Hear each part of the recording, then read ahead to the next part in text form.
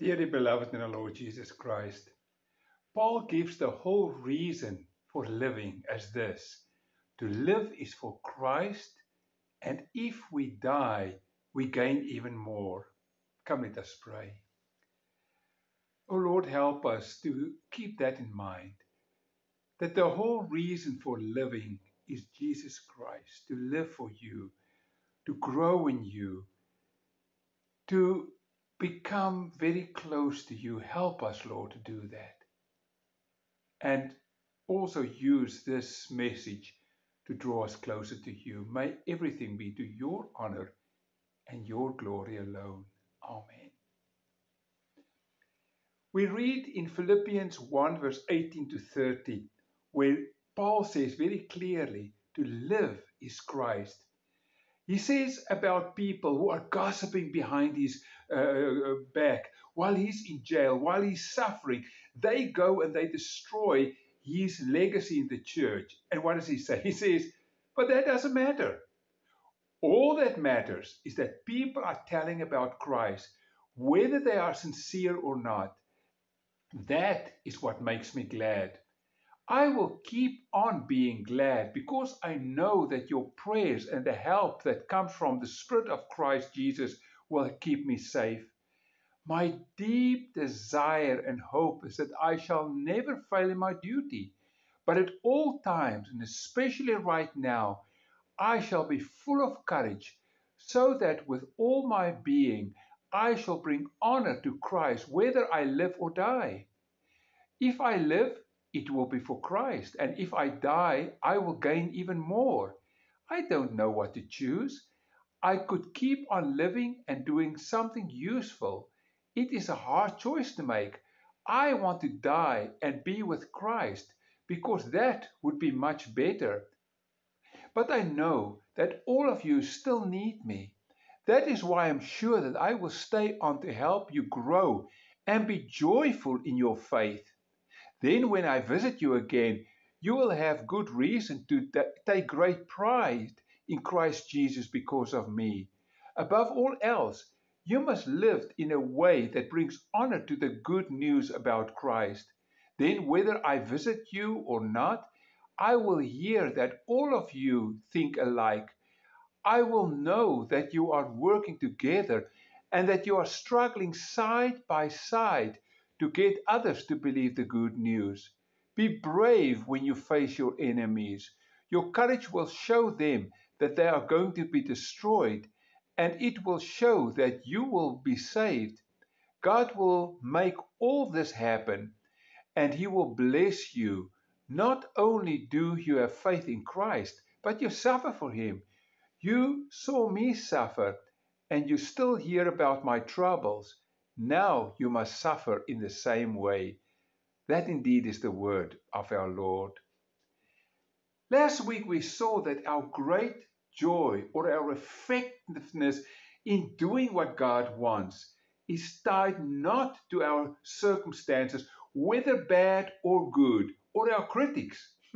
Let's say it clearly. Bad circumstances, naysayers will always be there. But our joy and our effectiveness is tied to our relationship with Jesus Christ. It is much more than to know Him. Yes, even more than to believe what He did for our salvation. You know the prayer that people have that we say, you have to have the sinner's prayer. Lord, I believe what you've done for me. But it is much more than this. It is to have and to grow into a living relationship with Him, to find our security, yes, in a very insecure time, our security in Him, to find our joy in Him, to say, Lord, let your will be done, because we know that is far better for us, to have peace in Him.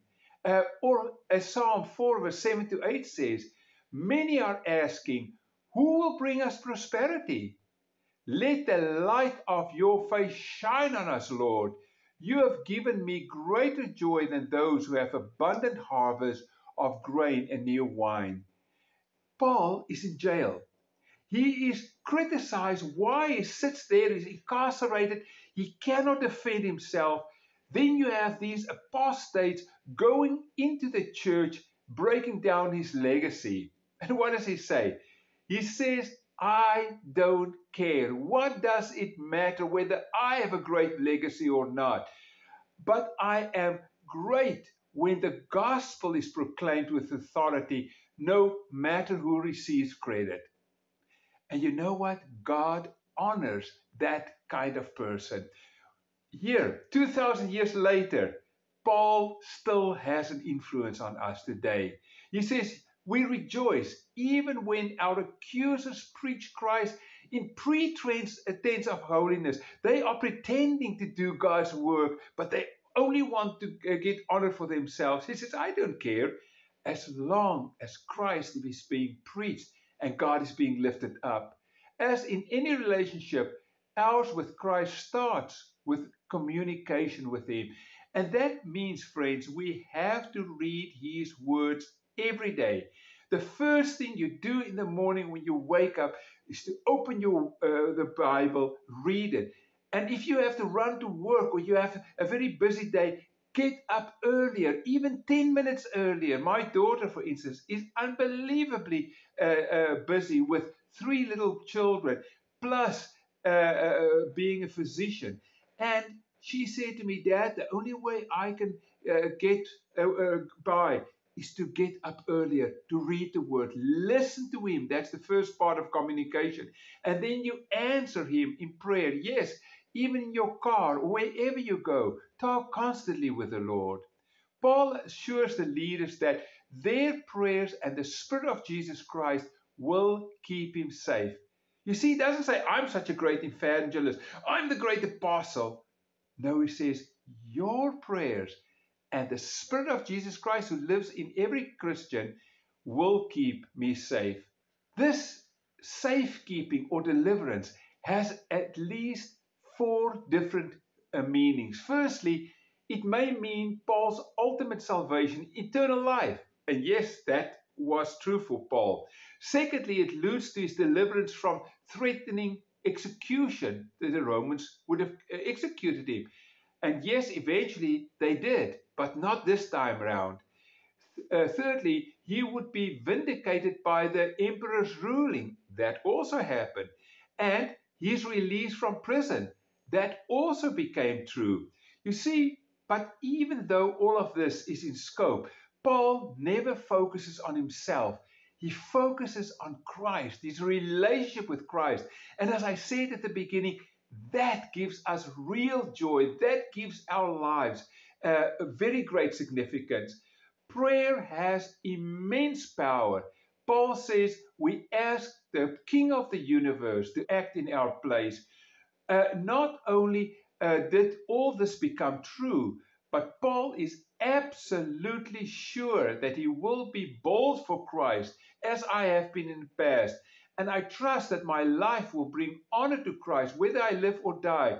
He's so assured because he knows people are praying. It's not in my power, it's not in my strength, but because of the Holy Spirit who lives in me. So the summary of a successful life is this. For me to live is Christ, and to die is gain. Successful life is summed up in Jesus Christ. Jesus is the reason for being. To die is gain. Death relieves us from the earthly burden.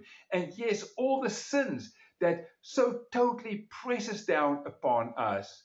It does not mean that we are perfect. Paul says, I have not reached my goal, and I am not perfect. But Christ has taken hold of me. So I keep on running and struggling to take hold of the prize. I've not reached my goal, and I'm not perfect. The race towards Christ likeness begins with honesty and with a dissatisfaction. Firstly, honesty. I am not where God wants me to be. You know what? People who really irritates people in church are those holy rollers who pretend to be holy. We are not. It is good to just loosen up and say, no, I still have to grow a lot. And then the satisfaction, I want to reach what God has in mind for me. The reason that I even try is because Christ has taken hold of me and He will bring me to the end. Understanding the price He has paid overwhelms me with gratitude. He gave His life for me, therefore I can give mine to Him. We are also temples of the Holy Spirit. You know, since I realize fully that I am a temple of the Holy Spirit, it makes me do all kinds of things very differently because I want to honor the Holy Spirit in me. So I keep on running and struggling, says Paul. The Greek word is that of a sprinter, aggressive, energetic action. Paul pursued holiness with all his might, straining every spiritual muscle to win the prize.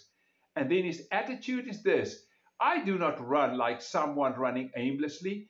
I do not fight like a boxer beating in the air. I harden my body with blows and bring it under complete control to keep myself from being disqualified and having called others to the context. And then the writer to the Hebrews says, let us strip every weight that slows us down, especially the sin that is so easily tripping us up, and let us run with determination the race ahead of us. The journey towards Christ includes deep love for others. Did you hear that?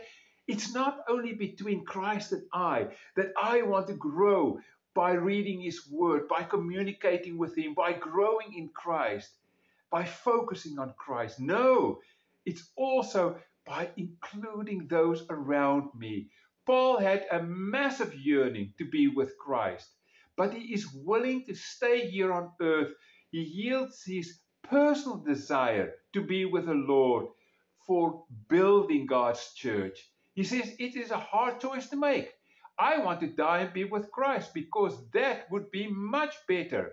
But I know that all of you still need me. That is why I'm sure I will stay on to help you grow and be happy in your faith. In Philippians 2, verse 3 and 4, Paul reminds us, don't be selfish. Don't try to impress others.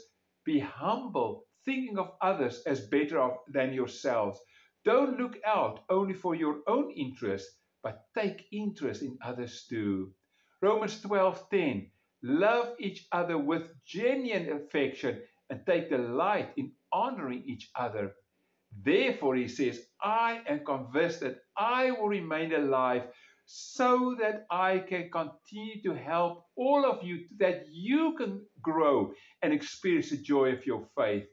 It is like blazing a trail so that others can advance. I remember if there's a deep snowfall and up in Kapuskasing, and I would walk in the snow, and I made my steps on purpose a little smaller so that my children can follow in my footsteps.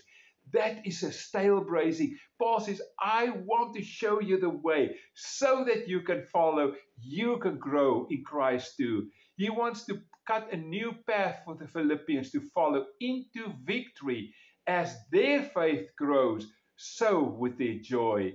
And then he says, and when I come to you again, you will have even more reason to take pride in Christ Jesus because of what He's doing through me. Did you see? He doesn't say, because I've become such a wonderful person, but what Christ is doing through me. You will have pride in Christ.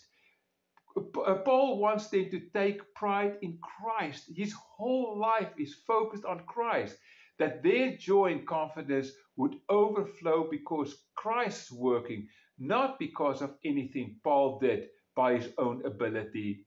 And then suddenly Paul turns to the readers and to us reading today, and he says, above all, you must live as citizens of heaven, conducting yourself in a manner worthy of the good news about Christ. He calls us to live new. Can we? Can we in a sinful world, being sinners, live new? The answer is yes. Not because we are holy, not because we are strong and we have achieved so much, but because each one of us who believe in Jesus Christ have become temples of the Holy Spirit. Christ through the Holy Spirit gives us strength. Therefore, he says, be brave when you face your enemies. Your courage will show them that they are going to be destroyed, and it will show that you will be saved. God will make all of this happen. Remember your eternal reward. Friends, remember where you're going for. Strive to it with you have all your strength, and God will surely lead you through. Come, let us pray.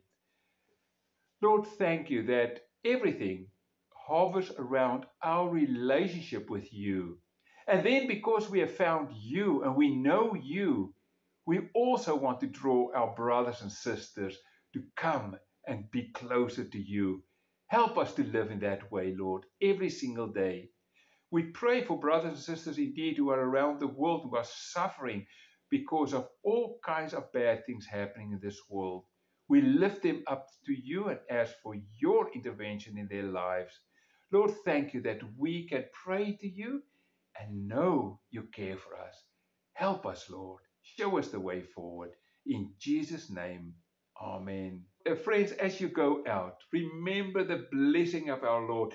And our Lord's blessings are powerful. He can change things in your life. So listen to this. The Lord bless you and keep you. The Lord make his face shine upon you and be gracious to you. The Lord look upon you with favor and give you peace. Amen.